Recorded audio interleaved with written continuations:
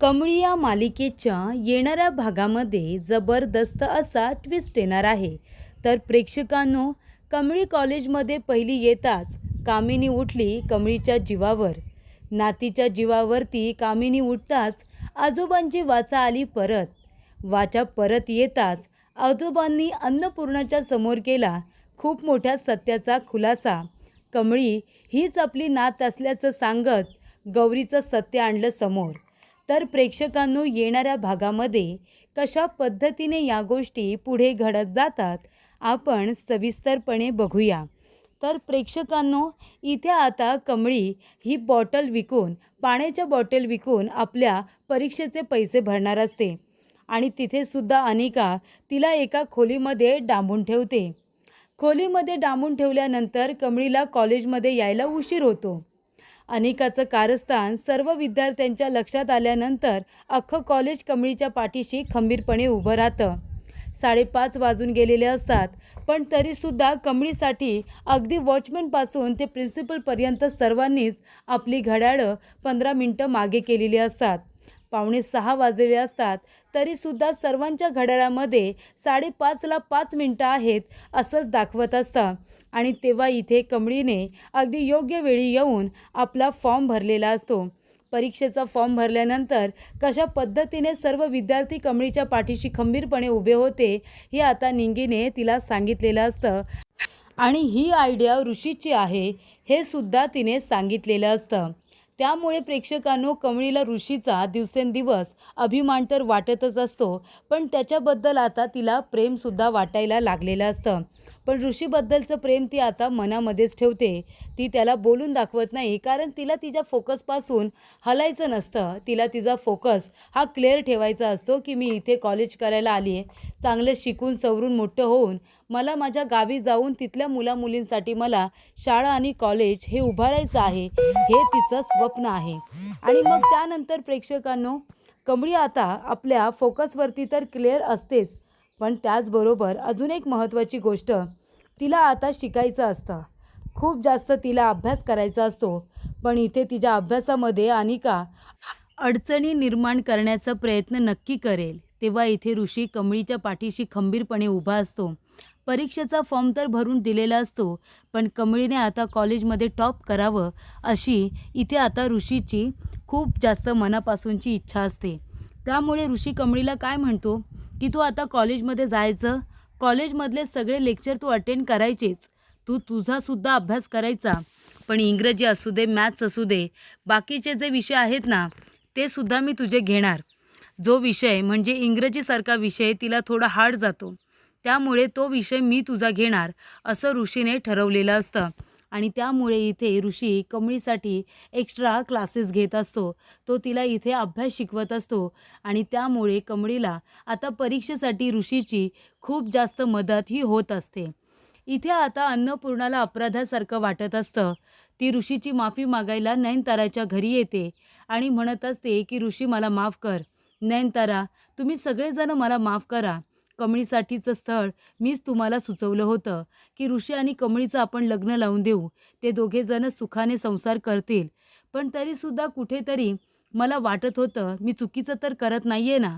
पण कमळीवरती माझा विश्वास होता आणि म्हणून मी हा निर्णय घेतला होता. पण ऋषी, सगळ्यात जास्त मी तुझे अपराधी आहे की मी तुला या लग्नासाठी स्वतःहून विचारलं आणि नंतर कमळीने एवढा मोठा धोका दिला. त्यासाठी मी तुझी अपराधी आहे. तू मला काय शिक्षा देणार आहेस? मी ती शिक्षा भोगायला तयार आहे. बोल, मी तुझ्यासाठी काय करू? तेव्हा ऋषी म्हणत असतो की तुम्ही फक्त एकच करा. आता या परीक्षा होणार आहेत ना, त्या परीक्षेमध्ये जो विद्यार्थी क्लासमध्ये टॉप येईल ना, क्लासमध्ये जो विद्यार्थी टॉप येईल त्याची पुढच्या वर्षीची परीक्षा फी तुम्ही माफ करायची. म्हणजे ऋषीला कुठेतरी वाटत असतं की कमळी खूपच जास्त स्वाभिमानी आहे, ती कधीच कुणाकडून पैसे घेणार नाही. आणि ज्या पद्धतीने तिला पैशांसाठी इथे आता वणवण करावी लागली, तिला उन्हातान्हात पाण्याच्या बाटल्या विकाव्या लागल्या, तिच्या जीवावरती ज्या पद्धतीने अनिका कामिनी उठल्या होत्या, ते कुठेतरी आता ऋषीला थांबवायचं असतं. आणि म्हणूनच इथे ऋषीने अन्नपूर्णाकडून तो शब्द घेतलेला असतो की यावर्षी आता क्लासमध्ये जो टॉप विद्यार्थी येईल ना, जो सगळ्यात चांगले गुण मिळवेल, त्याला पुढच्या वर्षीची सगळी आता फी तुम्ही माफ करायची, हा शब्द तुम्ही मला द्या. तेव्हा इथे अन्नपूर्णा म्हणते, ठीक आहे, दिला शब्द. मी तुला शब्द दिला, जो विद्यार्थी पहिला येईल त्याची पुढच्या वर्षाची सगळीच्या सगळी फी माफ असेल, त्याने मोफत येऊन शिकायचं. त्यानंतर इथे अन्नपूर्णाला कळत असतं की ऋषी हे सगळं का करतोय आणि नयनताराला सुद्धा कळत असतं की ऋषीचं कमळीवरती इतकं प्रेम आहे की तो त्यासाठीच हे सगळं करतोय. एका बाजूला ऋषी आता कमळीचे क्लासेससुद्धा घेत असतो. कमळी इथे जीवापाड आता अभ्यास करत असते.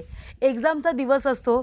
त्याच्या एक दिवस आधी कमळी काय करते, आता अन्नपूर्णाचा जो नंबर असतो ना, तो तिने नोटीस बोर्डवरती लावलेला असतो आणि सर्व विद्यार्थ्यांना म्हणते की अन्नपूर्णा आजींचा नंबर तुम्ही सगळेजण तुमच्याजवळ ठेवा. तेव्हा सगळे विद्यार्थी अन्नपूर्णाचा नंबर, पर्सनल नंबर आपल्या मोबाईलमध्ये सेव्ह करत असतात. आणि त्यानंतर प्रेक्षकांनो, इथे आता कमळी हे सगळं का करायला सांगते, तर वॉचमन दादा म्हणत असतात की बघा बघा, पिऊन दादा म्हणतात की ती कमळी आहे ना, सर्वांना अन्नपूर्णा आजीचा नंबर देते. तेव्हा इथे कामिनी सगळेजण तिथे येतात आणि म्हणतात, काय गं कमळी, काय करतेस काय तू, बघू. तेव्हा अनिका बघते तर काय, अन्नपूर्णाचा पर्सनल नंबर असतो. ती म्हणत असते, हे काय, अगं ग्रॅनी आजी, हा तर अन्नपूर्णा आजीचा पर्सनल नंबर आहे, तो तू सगळ्यांना का देतेस गं.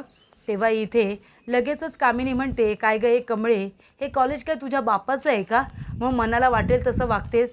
आजीचा पर्सनल नंबर तू सगळ्यांना का देतेस, जर कुणी कुणाला इथे त्रास दिला तर अन्नपूर्णा आजीला. तेव्हा इथे कमळी म्हणते, कुणी असं करणार नाही आहे, अन्नपूर्णा आजीला कुणीही त्रास देणार नाही. फक्त हा नंबर आहे ना, प्रत्येकाच्या सेफ्टीसाठी आहे. तुम्ही कधी कुणाच्या जीवावरती उठाल, कुणाला परीक्षेला बसू देणार नाही, किंवा तुम्ही काहीही कराल ना, कुणाचं हॉल तिकीट चोराल, म्हणून हा नंबर मी अन्नपूर्णा आजीला दिला आहे. कॉलेज त्यांचं आहे ना, जर कुणाला काही अडचण आली तर अन्नपूर्णा आजीला लगेच कॉल केला जाईल. कळलं का गं अनिका. असं आता अन्नपूर्णाला इथे आता खूपच चांगलं मांडणारी कमळी असं म्हणत असते, कारण तिला विश्वास असतो अन्नपूर्णा आजी कितीही चिडली तरी एका विद्यार्थ्यावरती कधीही ती अन्याय होऊ देणार नाही, आणि म्हणून तो नंबर दिलेला असतो. त्यानंतर सगळी आता एक्झाम सुरू होते. जीवतोड इथे कमळी अभ्यास करत असते. कमळीसाठी ऋषी दिवस रात्र तिचे क्लासेस घेत असतो, तिला शिकवत असतो, तिच्या कन्सेप्ट क्लिअर करत असतो. निंगे आणि कमळीचा अभ्यास इथे आता ऋषी मन लावून घेत असतो. त्यानंतर इथे छान असे एक्झाम झालेली असते. कमळीने पेपर दिलेले असतात आणि मग इथे आता कमळी स्टॉप करणार असते हे ठरलेलं असतं. तेव्हा इथे अनिका म्हणत असते की आजी आता काय करायचं, कमळीचे पेपर खूप छान गेलेत, तिला माझ्यापेक्षा चांगले मार्क्स मिळाले तर. आणि ऋषीने त्याच्यामध्ये तिचा अभ्याससुद्धा घेतला आहे, त्यामुळे इंग्रजी पेपरसुद्धा तिने किती लवकर लिहिला होता, तुला माहिती तरी आहे का. मला खूप भीती वाटते गं. तेव्हा इथे कामिनी म्हणत असते, अनिका बाळा नको काळजी करू, तिचा मी आता एक बंदोबस्त केला आहे. ती म्हणते, ग्रॅनी आजी काय करणार आहेस तू. तेव्हा कामिनी म्हणत असते की रिझल्ट लागायच्या आधीच त्या कमळीचा मी आता काटा काढणार आहे. कमळी रस्त्यावरून जेव्हा चालत जाईल ना, तेव्हा एक गाडी येईल आणि कमळीला उडवून निघून जाईल. कुणाला आपल्यावरती संशयसुद्धा येणार नाही. रोड ॲक्सिडेंट म्हणून कुणीही त्या केसकडे लक्ष देणार नाही. तेव्हा प्रेक्षकांनो, त्यांचं हे बोलणं आजोबांच्या कानावरती पडलेलं असतं. आजोबा म्हणतात, अरे देवा, म्हणजे या कैदाशिणी माझ्या कमळीच्या, माझ्या नातीच्या जीवावरती उठल्यात तर. आजोबा इथे आता झोपलेले असतात. तेव्हा आजोबांना स्वप्न पडतं की कमळी आपली सायकल घेऊन रस्त्याच्या बाजूने चालते आणि मोठा एक टेम्पो येतो आणि कमळीला उडवून निघून जातो आणि कमळीच्या डोक्याला इतका मार लागतो की कमळीचा जागीच मृत्यू होतो. हे स्वप्न आता आजोबांना पडल्यानंतर कामिनी बाजूला उभी राहून हसते हे त्यांना दिसतं आणि ते जोरात ओरडतात, कमळी कमळी असं ओरडल्यानंतर आजोबांची वाचाच परत आलेली असते. इतके दिवस पॅरालाइजमुळे इथे आजोबांना काही बोलता येत नसतं, पण इथे आता आपल्या नातीचा जीव धोक्यात आहे. आपल्या नातीच्या जीवावरती कामिनी अनिका रागिनी उठल्यात हे आजोबांना कळल्यानंतर आजोबांची वाचा परत येते, त्यांची ताकद परत येते. ते जोरात कमळी असं ओरडतात. तेव्हा अन्नपूर्णा जागी होते आणि म्हणते, अहो काय झालं, तुम्ही बोललात, तुम्ही कमळी बोललात, अहो तुमची वाचा परत आली. तेव्हा ते म्हणत असतात, मी कमळीमुळेच बरा झालो आहे. अगं अन्नपूर्णा, अगं काय करतेस तू, आपल्या नातीच्या जीवावरती उठले ही कामिनी, कमळीला वाचवायला पाहिजे, कमळीचा जीव वाचला पाहिजे. तेव्हा अन्नपूर्णा म्हणते, कमळी आपली नात नाही आहे, तिने फसवले आपल्याला. तेव्हा आजोबा म्हणतात, नाही अन्नपूर्णा, कमळीच आपली नात आहे, तिच्या हातावरती जन्मखूण आहे. आणि त्याचबरोबर गौरी म्हणजे साधनाताई, ज्यांना इथे नयनतारा आपल्या घरी घेऊन येते ना, साधनाताई दुसऱ्या तिसऱ्या कोणी नसून त्या गौरीच आहे. आपली गौरी, आपली सून, नयनताराच्या घरी काम करणाऱ्या साधनाताई म्हणजे आपली सून आहे हे समजल्यानंतर अन्नपूर्णाला कळतं की तरीच गौरीसारखा चेहरा लपवून ठेवत होती. पदर घेऊन ती आपला चेहरा आमच्यापासून लपवून ठेवण्याचा प्रयत्न करत होती. तिच्या हाताला असलेली जेवणाची चव ही गौरीच्या हातची का होती हे मला आत्ता कळतंय. ती म्हणते, अहो तुम्ही खरं बोलताय का? तेव्हा इथे आजोबा म्हणतात, जेव्हा तू आजारी होतीस ना तेव्हा नयनतारा तुझ्यासाठी जेवण करून घेऊन यायची. तेव्हा तिच्याबरोबर गौरीसुद्धा यायची. गौरी तुला म्हणाली की मी तुमची सून आहे म्हणून मी तुमच्याबरोबर असते तर तुमची काळजी घेतली असती. पण इथे ती कामिनी माझ्या आणि माझ्या मुलीच्या म्हणजे कमळीच्या जीवावरती उठले म्हणून मी हे सत्य तुमच्यापासून लपून ठेवलं आहे. पण तुमची नात तुमच्याजवळ आहे तुमची काळजी घ्यायला आणि मी सुद्धा आहे आता इथे. त्यामुळे इथे नयनताराच्या घरी काम करणारी गौरी आहे हे आता अन्नपूर्णाला समजल्यानंतर अन्नपूर्णा इथे लगेचच आजोबांना घेऊन नयनताराच्या घरी जाते आणि तिथे गेल्यानंतर प्रेक्षकांनो इथे आता अन्नपूर्णा म्हणत असते की तुझ्या इथे काम करणारी इथे साधना कुठे आहे? तेव्हा ती म्हणत असते त्या अचानकपणे गावाला निघून गेल्या. पण तुम्ही हे का विचारताय आणि ते सुद्धा एवढ्या सकाळ सकाळ आलात तुम्ही? तेव्हा अन्नपूर्णा म्हणते, साधनाचा एखादा फोटो आहे का तुझ्याकडे? तेव्हा ऋषी म्हणतो, हो आहे ना माझ्याकडे. आणि इथे आता साधनाचा फोटो ऋषी लगेचच अन्नपूर्णाला दाखवतो. तेव्हा अन्नपूर्णाचे डोळे पाण्याने भरतात आणि ती म्हणत असते की हीच तर आहे ना माझी गौरी, माझ्या राजांची बायको, माझी सून. आणि कमळी कुठे आहे? कमळीला लवकरात लवकर इथे बोलावून घे.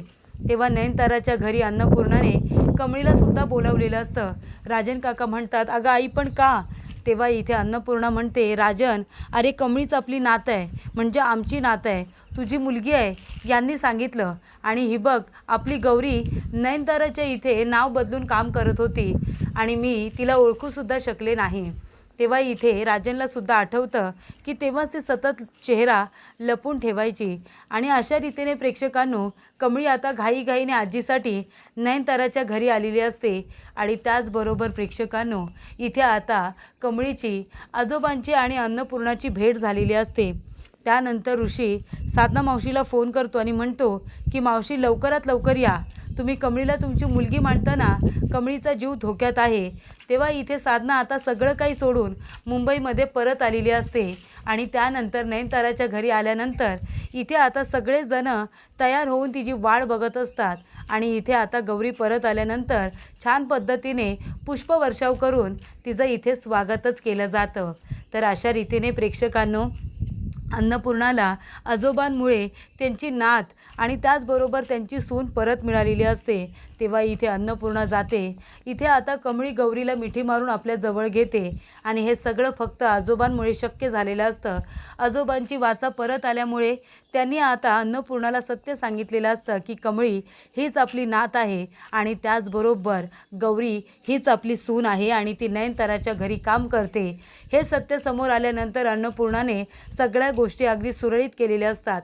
तर अशा पद्धतीने कमळीच्या जीवावरती उठलेल्या कामिनीचा अन्नपूर्णाने आणि आजोबांनी पूर्णपणे आता डाव हा उधळून लावत कमळी आणि गौरीचा इथे आता सून आणि नात म्हणून स्वीकार केलेला असतो.